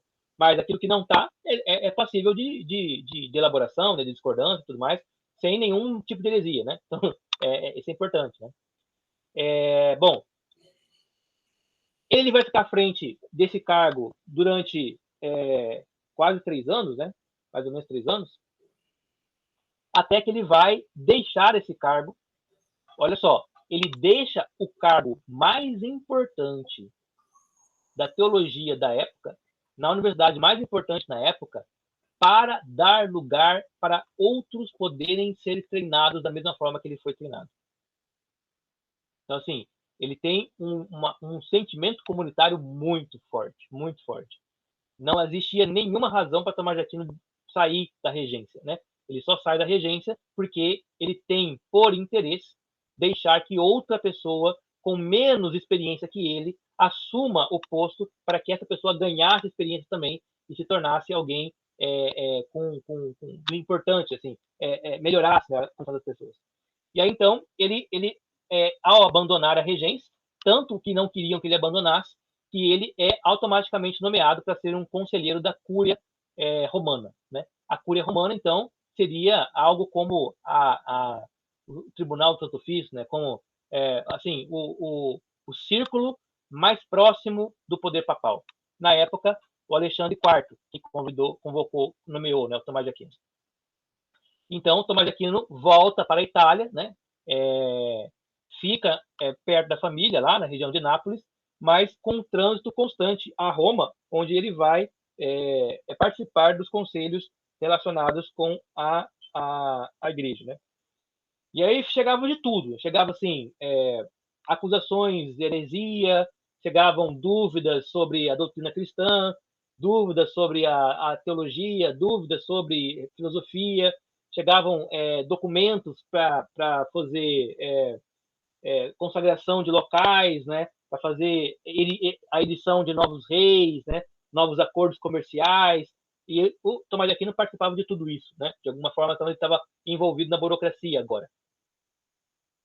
E lá ele vai ficar como conselheiro, né, um cargo altíssimo, né, de alto prestígio durante um bom tempo da vida dele, até que vai passar, né, o Papa Alexandre vai falecer, e ele vai ser convidado pelo Papa Clemente para servir como teólogo papal, né? Então ele vai aumentar um pouco mais ainda a sua força, né, vamos dizer assim, dentro da administração papal. O Papa Clemente é bem interessante, né? O Papa Clemente não, o Papa anterior a ele, né? Porque entre o Alexandre e o Clemente surgiu um Papa lá que é o Papa Urbano, né? E o Papa Urbano que assim, né? O Papa Alexandre IV, né? Ele foi um bom Papa, mas ele não elegeu novos cardeais, né? E aí quando ele morreu tinha só 8 cardeais. E aí os caras começaram a tentar votar para ver quem deles poderia ser o novo Papa, né? E aí não conseguiram chegar a um consenso. Então, o patriarca de Jerusalém estava visitando Roma, e aí eles simplesmente escolheram o cara para o Papa novo, né? E aí o cara acabou virando o Papa Urbano, né? Ele fez várias reformas, foi muito importante e tal. E aí veio o Papa Clemente depois, que ele vai nomear o Tomás de Aquino para ser o teólogo papal, né? Teólogo papal, então, é assim, né? Toda questão teológica que o Papa tem que resolver, o Papa não resolve, né? Quem resolve é ele, né? Quem resolve é esse cara. Ele ocupou mais ou menos a mesma posição que ocupou o Bento XVI na época do papado do João Paulo II, né? Que era ele era meio que assim o prefeito da doutrina da comunicação da fé, né? Então ele que decidia, né, questões teológicas, tal, ele que definia essas questões, né? Aqui é o Tomás de Aquino. E com isso ele é liberado para fundar escolas onde ele quisesse, né? Essas escolas chamavam-se Studium Provinciale, porque tinha o Studium Generale, né, que são as escolas maiores, né, que ficavam mais próximas, né, dos grandes centros, e as Provinciale, que eram escolas que ficavam mais em cidades menores, assim, para atender pessoas mais simples, com menos dinheiro, né, que tinham um chamado vocacional ali e educá-las, né? Então ele vai criar algumas escolas, mas a que ele vai mais se dedicar é uma escola numa região chamada Santa Sabina. Durante esses anos, né, que ele vai ser, então, responsável pelo estudo dessa escola, e é assim, ó, entregam para ele a escola e falaram assim, ó, você pode escolher todos os professores, né? Pode escolher todo mundo que vai dar aula aqui, você pode escolher o currículo, vocês falam o que vocês quiserem, do que vocês quiserem, e o Tomás de Aquino que manda, né? Então ele acaba escolhendo um corpo docente que alinhado, né, ao que ele pensava, tal, e ele fica com tempo para escrever então a Suma Teológica, né? Que ele começa a escrever com 41 anos. Aí você pensa assim, né, o cara escreveu a primeira grande obra dele com 31 anos, né? E a sua segunda grande obra com 41 anos, né? Um gap de 10 anos entre uma e outra, né? E uma suma que ia ser escrita até quase o final da vida dele, né? Que é uma idade apropriada para você começar a fazer mesmo filosofia e teologia pública, né? 40 anos para frente, né? Eu ia falar isso mesmo, Zay, que eu ia falar isso aí, pode continuar, mas eu ia bater nesse ponto aí também. Sabe por quê? Porque você já passou por muita coisa, você já viveu muita coisa. Porque o que eu vejo agora? No ramo da filosofia, da teologia principalmente, é muito menino novo aí, de menos de 30 anos, escrevendo um monte de coisa e achando que é o bam do pedaço, entendeu? Perfeito. A gente já sabe de quem eu estou falando, né? Preciso falar nomes aqui. Você acha que é o bam do pedaço com menos de 30 anos de idade, entendeu? Não teve experiência nenhuma com as mais diversas áreas da vida, entendeu? O próprio Olavo de Carvalho, ele falou assim, pô, eu comecei tarde na literatura. Ele falou assim que ele tentou começar a escrever com 17 anos. Ele falou, cara, eu não sei coisa nenhuma, eu não sei nada. E foi quando ele começou a estudar. E a primeira obra dele saiu quando ele tinha 40 anos de idade. Exatamente. Então, assim, essa idade é a idade mais apropriada, né, para você ler, porque para você escrever, né, publicar alguma coisa, porque você já tem maturidade suficiente para entender como as coisas funcionam, né? Você falou muito bem, Leno, assim, né? O pessoal ali do Bibotalk, né? O pessoal ali do Iago, né? O pessoal ali da internet, todos são muito jovens, né? São pastores jovens, né? Eles têm muita força, muita energia, né? Mas tem pouca vivência, vamos dizer assim, né? E assim, o pouco de vivência que eles têm, eles acham que é muito. Então, assim, já fui só experiente, já pastorei tantas igrejas, né? Já fiz isso, fiz aquilo, né? Mas assim, você nota, né? Pela falta de uma visão, vamos dizer assim, mais realista mesmo, né? Da realidade mesmo, né? Como é inapropriado, né? A postura vocacional, não, a postura pastoral desses caras, né? Eu costumo dizer que conhecimento acumulado não é sinônimo de inteligência. Não é sinônimo de inteligência, né? E não é sinônimo de sabedoria, principalmente, né? Porque sabedoria é uma junção, né? Entre experiência e conhecimento, né? Então, assim, o Iago, ele é muito claro e incisivo em dizer assim, olha, se um homem perde o casamento, ele perde o ministério para sempre, né? Nunca mais, né? E aí, assim, isso só fala alguém muito novo, né? Que não passou ainda por dificuldades extremas, né, no relacionamento, ao ponto de entender como ele mesmo ia acabar percebendo que a coisa não pode ser dessa forma. Não tem percepção nenhuma do que é a realidade, né? Isso. E por vários princípios. Cara, agora, vídeo recente dele, sabe o que ele falou sobre o Olavo? O Olavo é muito infantil filosoficamente. Olha isso, cara. O cara teve a coragem de falar isso, cara. O Olavo é infantil filosoficamente. Eu falei, cara, você precisa crescer muito, cara. Para você começar a ficar ruim, cara, você tem que melhorar muito. E é o caso, né? Quer dizer assim, ó, talvez quando você tiver 60 anos, né? Quando ele tiver 60 anos, ele possa falar isso de uma maneira mais clara, né? Porque ele tá na mesma idade do cara, né? Mas assim, ele é um moleque, né? De 30 anos, né? E assim, enquanto ele tá ainda engateando, o Olavo já tava voando, né?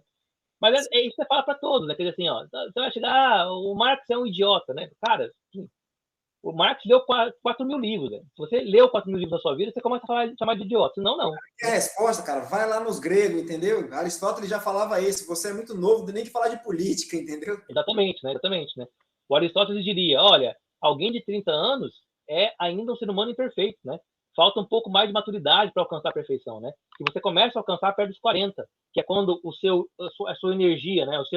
A sua libido, né? Começa a baixar e aí a sua intelectualidade começa a ficar mais livre para pensar na realidade sem a força da libido, né? Que é uma força muito... Sem o patos, né? Sem o patos, perfeito, né? Que é uma força muito destruidora, né? Assim, você pensa a partir das regras do corpo, assim, é muito ruim, né? Claro que Tomás de Aquino aqui é uma exceção, né? Assim, né? O cara você vê que ele tem já um temperamento desde muito cedo, né? Um temperamento de uma pessoa muito equilibrada já, né? Desde muito cedo, né? Ou equilibrado, ou sei lá, né? Muito comprometido, né? Muito temperado, né? Acho que temperado é a melhor maneira, né? Mas o que acontece é isso mesmo, Leno, bem falado, né? Ou seja, a idade tempera, né? A idade tempera você, né? Se você não tem idade suficiente, você é destemperado, destemperado. Você pode até você tem boas ideias, você tem uma boa ética, uma boa moral, assim, né? Teórica, mas a aplicação dela é destemperada, destemperada. E quanto mais experiências você passa na vida, mais tempero você tem, né? Então é fundamental que você se exponha, né? A essas experiências, quer pessoalmente, quer por meio de outros que você observará, quer por meio da literatura. Então isso é muito importante, né? Essa é a verdade que eu trago para... Hoje eu estou com 40 anos. E eu sempre fui um cara, depois dos 25, perto antes dos 30 ainda, que sempre gostei de estar num embate, no debate. E eu era muito passional, entendeu? Perfeito. Era passional, queria ganhar, porque queria brigar, queria, entendeu? Não, tu tá errado. E fala, agora não, com 40 anos, o que eu faço? Eu falei, cara, eu não quero ganhar um debate, eu quero provocar uma reflexão, entendeu? E se você não quer debater, eu vou só desnudar a sua hipocrisia e para mim é o suficiente. Se você vai espernear, pular, gritar, o problema é seu. Sim, sim. Mas o mais importante de tudo, né, é que você já é uma pessoa moralmente já mais experimentada para não ficar fazendo aquele tipo de reflexão baixa, né, da moral baixa, né? Ah, mas você, sei lá, né? Você falou isso, né? Você, sei lá, né? Se comporta assim, assado, né? Isso é tão pouco importante, né? É tão pouco importante, né? E, assim, é importante para a igreja, assim, manter, né, uma certa linha moral, né, de comportamento e tal, né? Mas você pega lá a Presbiteriana, por exemplo, né, que é uma igreja muito antiga, né? Tem gente muito antiga na igreja, né? Você vai ver que tem pessoas que têm temperamentos muito diferentes ali. E esses temperamentos, eles são naturais, né? Eles são, assim, nem todo mundo vai ser bonzinho, né? Nem todo mundo vai ser vai ser tudo obediente. diferente. É isso aí, entendeu? Isso você só aprende quando você é maduro, porque quando você é jovem, você fala, isso aí, ó, tem o demônio no corpo, ó, isso aí, ó, ele é muito irritado, né? Não, você não está entendendo que a vida não é feita só de gente como você, né? E é mais ou menos isso, né? É bem assim. Oi? É bem assim mesmo, é isso mesmo. Então é o apelo, né? É o apelo para, como que quem dizia isso era aquele escritor brasileiro, escreveu A Vida Como Ela É. Nelson Rodrigues? O Nelson Rodrigues, ele falou assim, um conselho para os jovens, envelheçam. Beleza. envelheçam, por favor, né?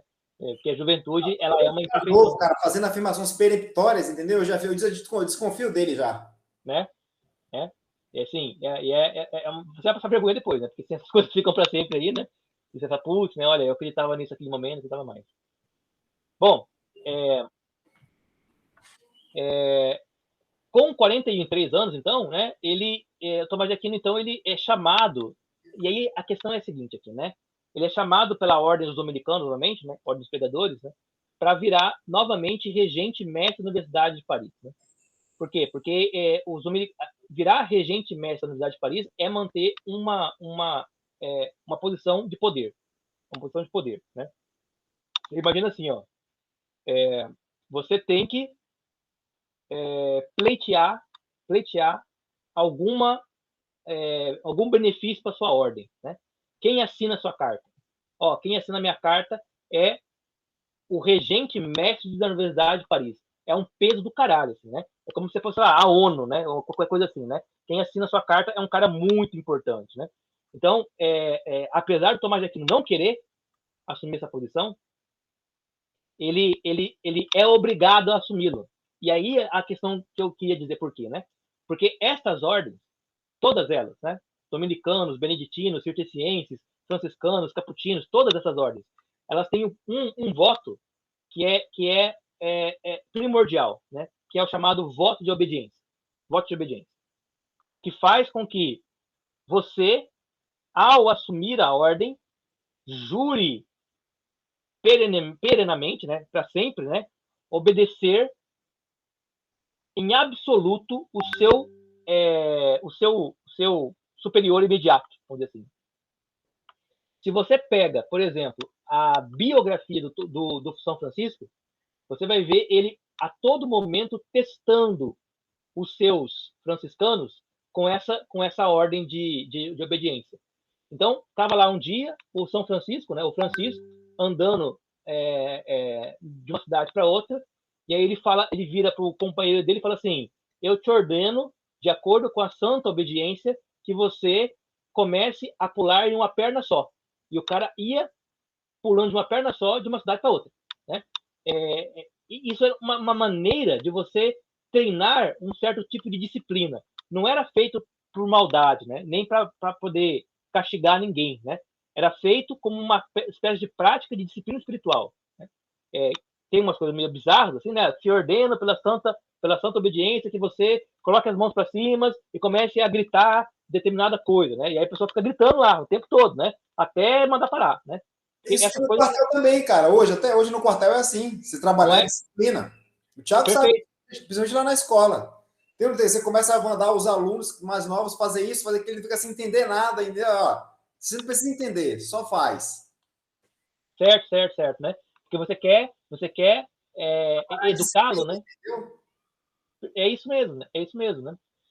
Eu estava vendo até num cara que estava falando sobre o exército americano, né? Que lá você não serve, não é que nem no Brasil, né? O exército lá ele é privado, né? É meio que misto, né?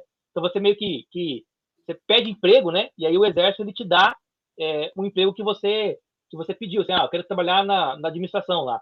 Aí eles te fazem, né? Te dão um treinamento militar e você vai trabalhar. Oi? As agências de recrutamento. Isso, exatamente, né? Mas assim, todo mundo que entra para o treinamento lá, para a quarentena e tal, eles passam pelo mesmo treinamento que todo soldado passa, né? Que é um treinamento para ensinar um a depender do outro. De maneira que quando um, por exemplo, deixa a cama desarrumada, todo o pelotão paga, né? Quando um não consegue completar o exercício, todo mundo paga junto, né? E isso faz com que, no começo, né, o soldado entre com a perspectiva de que, não, eu vou fazer o meu e tá tudo certo, né? E ele sai com a perspectiva assim, se eu não fizer o meu e o do outro também, eu não completo, não termino, né? Então, é esse tipo de coisa que está nas ordens religiosas, né? E que parece que acabou sendo impregnado na ordem militar também, né? E é uma doutrina dos Marines, né? Os Marines não é a quarta força armada dos Estados Unidos, né? Que são os fuzileiros, né? Os Marines, fuzileiros. Sim. Perguntaram para eles, por que você vai para a guerra? Ele falou assim, olha, eu não vou... Quando eu estou na guerra, eu não lembro que eu estou lutando pelo meu país. Não é o meu país que está na minha cabeça. Quando eu estou na guerra, o meu único objetivo é manter o meu companheiro vivo. Exato, né? Quando eles estão na guerra, esse é o sentimento, eu tenho que manter meu companheiro vivo. Inclusive, essa era uma das maneiras pelas quais o exército americano sempre foi muito fustigado, né? Por exemplo, em não abandonar os companheiros, né? Quando estavam feridos, né?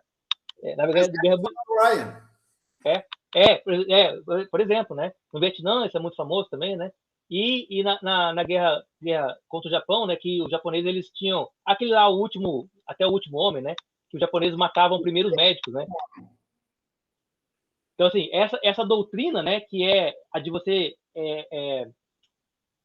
uma cadeia de obediência irrestrita, de maneira a gerar uma disciplina, né? Uma disciplina que é espiritual, mas também que é corporal, mas também que é física, né? Mas também que é uma disciplina de alma e de corpo, né?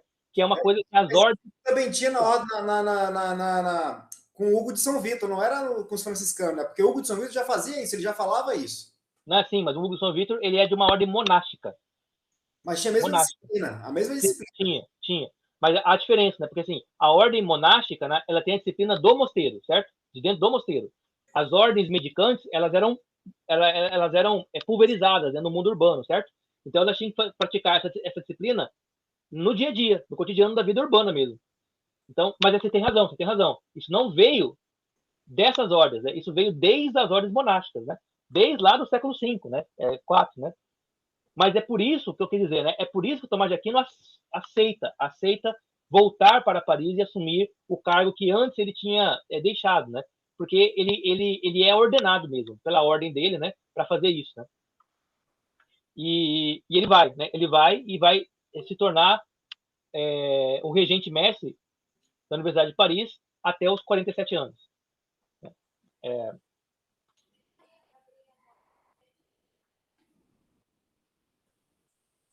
Aí eu parei aqui. Então, quando ele foi enviado para Paris, né, a ideia, né, era tratar de um conflito que estava acontecendo na universidade entre os dominicanos, né, e os acadêmicos universitários que estavam assumindo uma postura de um radicalismo do averroísmo. Veja bem, o que é, a gente já estudou o Averroes, né, mas o que é o averroísmo aqui, né? Seria uma tentativa de você explicar tudo com base racional, sem precisar de Deus, sem precisar da Bíblia, vamos dizer assim. Então, assumir a ideia de que o universo ele é eterno, não é criado, né? Assumir a ideia de que há um intelecto agente, um intelecto ativo, um intelecto possível, né? Um intelecto fora do homem e tal, né? Então, assim, há toda uma cadeia de coisas que não são integradas ao homem, né? Então, seria uma espécie de um racionalismo, quase meio que tendente ali para um nominalismo, né, que está acontecendo. Então, os dominicanos, eles são fustigados por serem uma ordem religiosa e são fustigados na Universidade de Paris por serem também, não serem averroístas. E aí, eles chamam o Tomás de Aquino. O Tomás de Aquino, então, vem, né? E aí ele vai dizer, ó, as ideias de Aristóteles não eram populares com as autoridades conservadoras da igreja, que eram muito mais neoplatônicas e platônicas, né? Liam muito mais Agostinho. Quando Tomás de Aquino despontou em Paris, o ensino de filosofia aristotélica já tinha sido condenado nada menos que 4 vezes por desviar os fiéis, né? Então era muito perigoso ensinar aristotelismo, por quê? Porque ensinava-se que a razão dava conta, né, de compreender a realidade. E, portanto, ela retirava um pouco da autoridade da igreja. Em 1231, o Papa Gregório IX chegou a nomear uma comissão para expurgar exemplos racionais das obras de Aristóteles. Mas Tomás de Aquino fez o melhor que pôde para evitar a controvérsia com a igreja. Então assim, aqui o Tomás de Aquino ele foi um defensor do Aristóteles. E ele vai atacar o averroísmo como uma espécie de aristotelismo extremado, radical. Aqui o Tomás de Aquino salvou Aristóteles. Porque a ideia é que o Aristóteles fosse expurgado, né, completamente do mundo medieval. Então ele começa a interpretar o Aristóteles, né, de tal forma a dar para a teologia a categoria de ciência. Assim, ó, o Tomás de Aquino, né, eu posso transformar a teologia em uma ciência, uma ciência com métodos, com técnica, uma ciência com vocabulário, uma ciência com prática, uma ciência inteira, assim, se eu pegar e juntar Aristóteles com o cristianismo. Então, a ideia, e o que o Tomás de Aquino fez foi isso, né? foi transformar a teologia numa ciência. Ciência aqui tem que ser entendida como ciência medieval, né? Não ciência moderna. Né? Não é a ciência que corta as coisas, né? Mas a ciência que tenta unir tudo em uma única explicação, né? Também o Tomás de Aquino nessa época vai acabar se envolvendo numa controvérsia contra os franciscanos. Né? Por quê? Porque a ordem franciscana era uma ordem que tinha um apego muito grande pela mortificação do corpo. Então você tinha lá de você, sei lá, se martirizar, né? Você colocar silício, né? Você ficar se batendo, né? Com faca, com espada, se cortando, né? Tal. Inclusive o próprio São Francisco ele passa por processos assim, né? E aí ele vai ser contra essa forma de você maltratar o corpo, né? Em nome do espírito. Né? Ele fala assim, não, o corpo ele é o instrumento que a alma usa para aprender o mundo, né? Se você mortificar, né? Se você prejudicar o corpo, você prejudica o conhecimento, né? Você prejudica o próprio entendimento, né? Se você cortar uma língua, né? Se você cortar seus dedos, né? Se você se machucar, sua mente fica tão ocupada com as feridas do corpo que não fica atenta para poder se dedicar, né, àquilo que é mais abstrato. Então, em 1272, né, ele já estava com 47 anos, ele pede licença na Universidade de Paris e ele tenta fundar um grande centro de educação em Nápoles, que é a cidade da família dele. Né? Então, ele queria ficar mais próximo da família de alguma forma. E em 73, né, o Tomás de Aquino ele vai ter uma experiência mística. Essa aqui é talvez o ponto mais importante de todos, né? Porque ele está lá em Nápoles, né? Ele vai orar, como ele orava sempre, né? Fazia intensas orações, né? E o seu secretário pessoal, chamado Reginaldo, ele vai chamar o Tomás de Aquino, porque era a hora de comer, né? Era uma coisa assim, tava demorando muito, né? E quando ele chega lá dentro, o Tomás de Aquino estava levitando, assim, do chão, assim, 2 metros do chão, assim, estava levitando em oração intensa, né? Oração intensa. E esse relato ele é repetido por várias outras testemunhas que viram isso acontecer com o Tomás de Aquino várias outras vezes. Nessa vez, então, ele estava levitando, né? E aí o Tomás de Aquino diz ter tido uma visão da Virgem Maria, conversava com ele. Né? E aí ele começou a chorar copiosamente. Ele sai de dentro da capela, né? E aí ele fala essa frase aí que está no final ali, né? Fala, Reginaldo, não posso, pois... o Reginaldo falou para ele assim, ó, vamos continuar aqui produzindo, tem que escrever as suas obras aqui e tal, né? E ele fala assim, Reginaldo, não posso, pois tudo que escrevi não passa de palha para mim.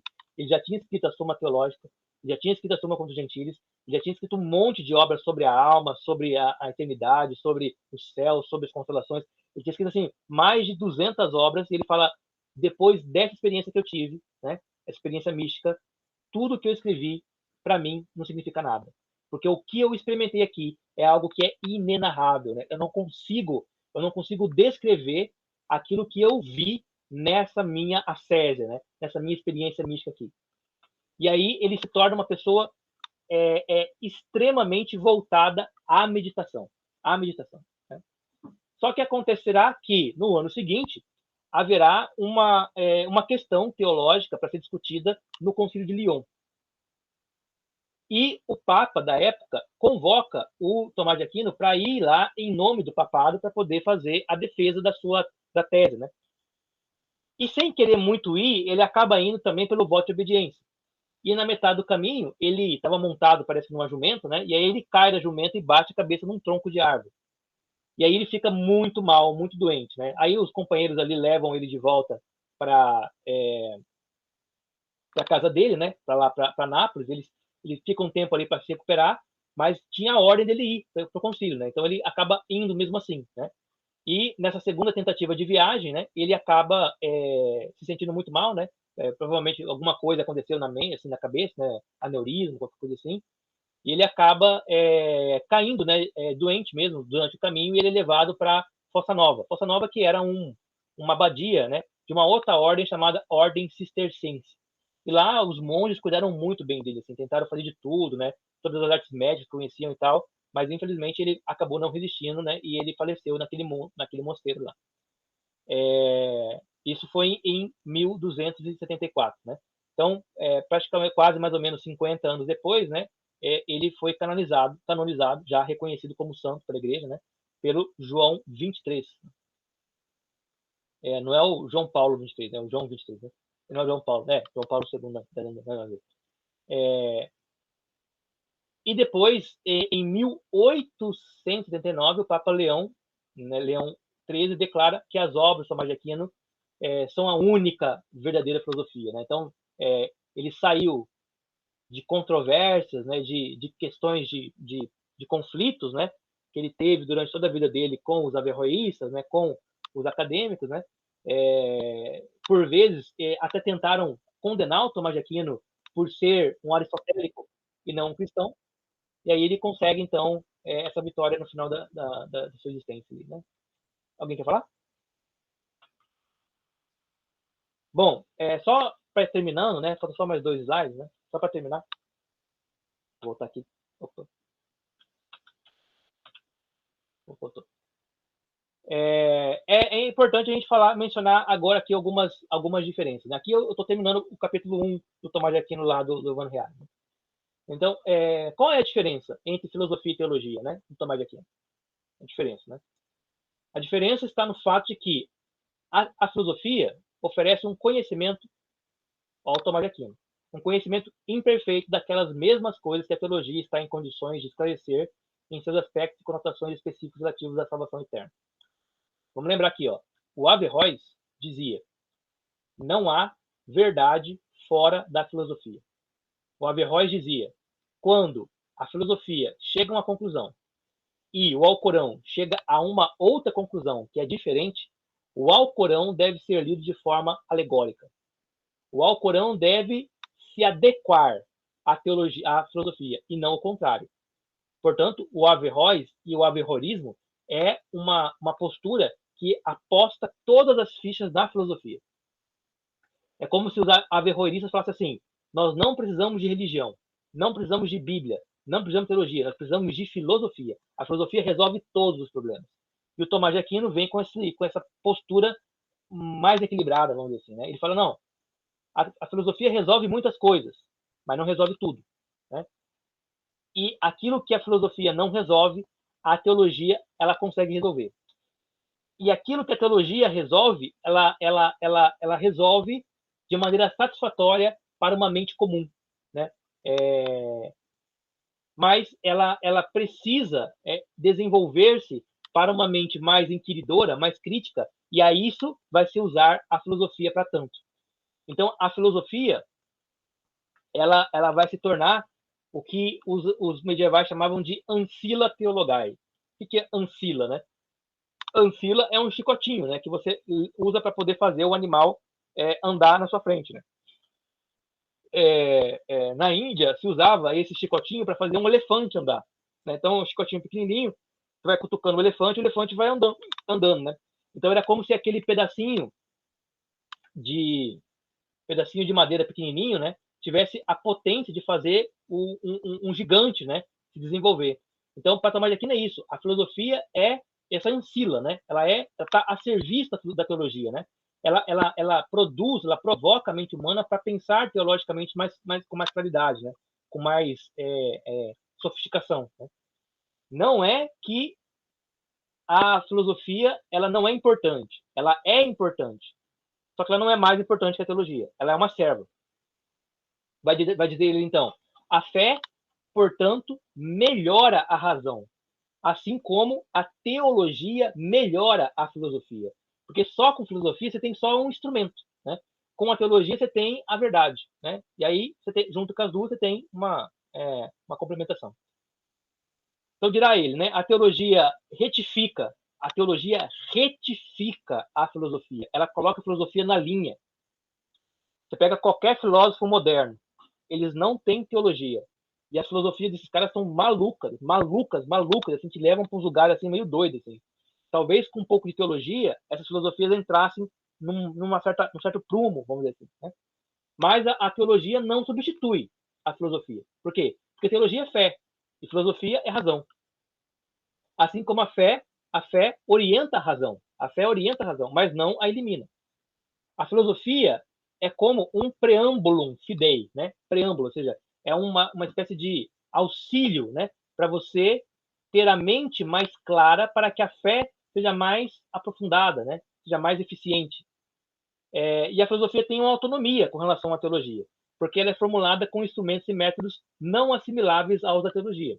Por isso que eu falei assim, ó, lá na Suma contra os Gentios, as primeiras partes do livro é toda a filosofia. Ele está provando isso com o próprio texto. Assim, ó, eu vou fazer um texto aqui que é filosófico, mas que termina na teologia. Porque a teologia, ela retifica aquilo que está na filosofia. A filosofia facilmente comprova que Deus existe. Mas é só a teologia que diz quem é esse Deus, né? E assim vai, né? A filosofia, ela facilmente prova que o ser humano é um ser moral, né? O ser humano tem uma natureza humana, né? Tem direito natural, né? É claramente, isso é muito claro e muito fácil de entender, filosoficamente. Mas dizer quais são esses direitos, né? Quais são qual é essa realidade, qual é essa essência, né? É só a revelação que daria, né? Então é a revelação de Adão, né, passando por Cristo, né, é a antropologia bíblica, né, que revela quem é o homem de fato. E aí, a partir da antropologia bíblica, você faz filosoficamente compreensões mais aprofundadas sobre quem é o homem, né? Ela vai meio que um alimentando o outro. E por último, a pergunta agora qual é a relação, né? Primeiro eu falei qual que é a diferença, né? Então a diferença é que a filosofia é um preâmbulo para a teologia, né? A filosofia, ela é uma serva da teologia, a filosofia, ela é da razão, a teologia, ela é da fé, a filosofia, ela faz pressupostos racionais, a teologia, pressupostos de crença, né? De crédulo, né? De fé. Agora, voltando agora para uma relação, o que o Tomás de Aquino vai dizer? Vai dizer assim, ó, é preciso partir das verdades racionais, porque é a razão que nos une. A razão é a qual todos devem assentir. Olha só o que ele está falando aqui, ó. É a razão que nos une. Ele está falando isso para quem? Para pagãos, para muçulmanos e para cristãos. E para todos os outros povos, né? Então, assim, se a gente partir da fé, a gente vai causar desunião. Por quê? Porque a fé, ela exige um comprometimento da pessoa com a sua crença. E o Tomás de Aquino está falando, todo mundo tem direito à sua crença. Todo mundo tem direito de acreditar no Deus que quiser acreditar, né? Na religião que quiser acreditar. Se nós partirmos a nossa conversa, né? Partir daquilo que nos desune, a gente nunca vai conseguir criar uma comunhão, uma comunidade, né? No entanto, a razão, ela seria, para Tomás de Aquino, um instrumento de unidade. Por quê? Porque, independente do que as pessoas creem, todas elas pensam mais ou menos da mesma forma, né? O que é imoral, o que é absolutamente imoral em uma cultura, vai ser provavelmente moral em quase todas. Veja bem, né? Por exemplo, o estupro é algo imoral na nossa cultura. E é difícil você encontrar alguma cultura que acha que não é, né? Alguma cultura em que o estupro é algo assim banal, que não tem nenhum problema se acontecer, né? O assassinato é algo que a gente condena, né? Como um atentado contra um direito natural que é o direito à vida. E são poucas as culturas em que você, se tiver alguma, né, em que você pode sair matando assim quem você quiser por qualquer motivo sem receber uma punição moral por isso. Então, esses dados são dados da razão. Além disso, você pode, por exemplo, pensar na matemática, né? Como aqui não gostava também. E pensar em como a matemática ela pode ser aprendida por qualquer indivíduo do mundo, independente da sua cultura e crença. Porque uma vez que ele dominou as regras matemáticas, que são universais, ele consegue operar e desenvolver as mesmas contas em qualquer lugar. Então, aí está falando, olha, filosofia é muito importante, porque ela é o campo que une todos os homens, porque todos os homens são homens racionais. E a racionalidade é inerente, né, à natureza humana. Quer falar?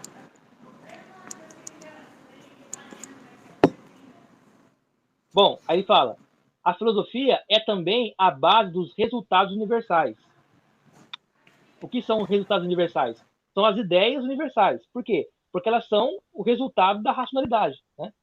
E a partir dos universais que a gente constrói o discurso teológico. Quando a gente fala assim, ó, vamos pensar o homem na Bíblia, né? O homem, a antropologia bíblica.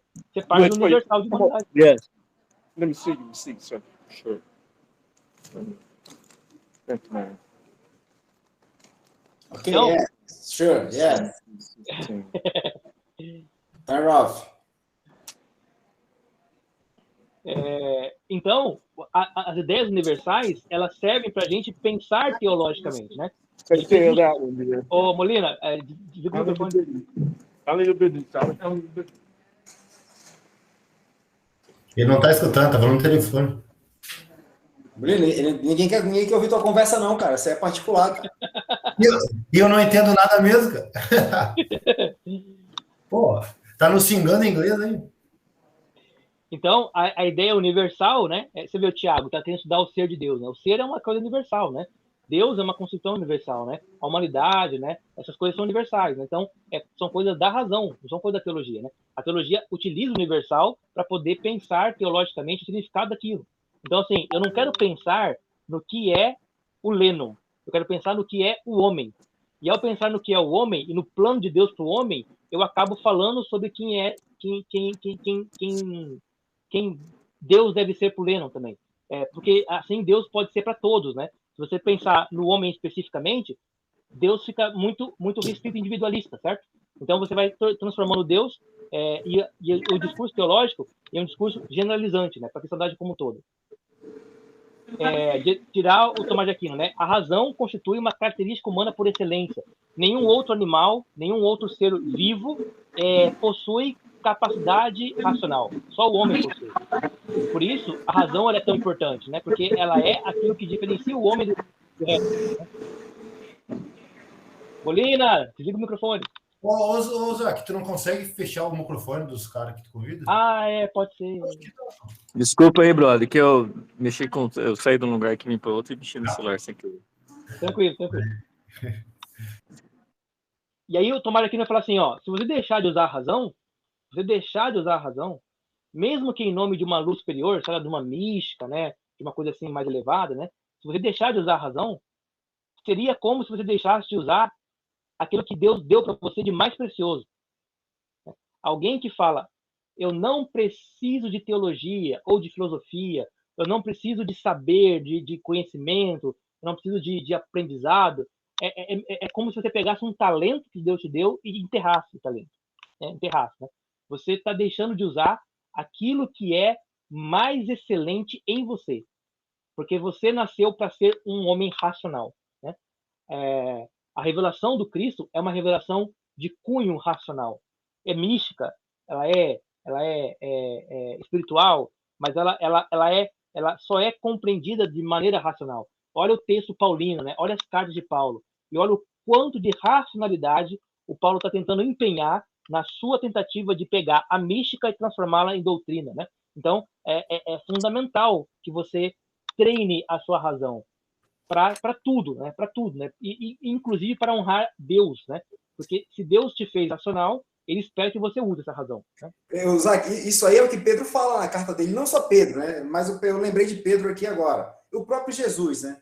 O próprio Jesus, ele fala no Antigo Testamento, lá em Deuteronômio 6, vai estar dizendo assim, olha, você deve amar a Deus, a lei de Moisés, de toda a tua alma, de todo o teu coração e de toda a tua ação. Alma, coração e um outro elemento que eu não lembro agora. Entendimento. Não é entendimento, não. É alma, coração e tem outro elemento que eu não lembro agora. Tá. Né? E aí, quando Jesus ele vai repetir Deuteronômio, ele fala de toda a tua alma, teu coração, esse outro elemento que eu não lembro agora, e o teu entendimento. Jesus acrescenta entendimento. E entendimento ali que ele acrescenta é dianoia. Perfeito. Né? Perfeito. É dianoia. A mesma coisa. Oi? A mesma coisa que Pedro, quando vai falar sobre qual é a razão. Vocês sabem dizer qual é a razão da vossa fé? Qual é o entendimento? Dianoia também é a mesma coisa? Isso dianoia. Aí é razão, né? Como é que você explica a sua fé dentro do campo racional? É exatamente isso, né? É exatamente isso. Ou seja, né? É através da sua noia, né? Através da sua mente, né? Você tem que filtrar noia de luz, né? Isso, luz, né? Que é mente, né? Então você vai falar assim, ó, você vai filtrar as verdades eternas e espirituais na sua mente racional e dar a ela conhecer aqueles que não tiveram a sua experiência mística, mas que têm que ter acesso ao conteúdo dela, ao conteúdo dogmático, né, doutrinário dela. Exatamente isso, perfeito. O próprio Paulo, né, quando fala lá para Timóteo, né, ó, manipula bem a palavra da verdade, né? O que é manipular bem a palavra da verdade? Não é memorizar texto bíblico, né? Mas é você aprender a pegar o texto bíblico, a pegar a palavra, né? E aplicá-la a casos que a palavra não estava dizendo, porque nem todo o comportamento humano estava posto naquele momento e nem está posto hoje, né? Sempre há novos comportamentos humanos que aparecem e você tem que manejar por meio da sua razão aquilo que foi revelado anteriormente para dar resposta para alguma coisa, comportamento novo, né? Então, isso é muito importante, perfeito, né? Alma, força e coração no Antigo Testamento. Alma, força e coração.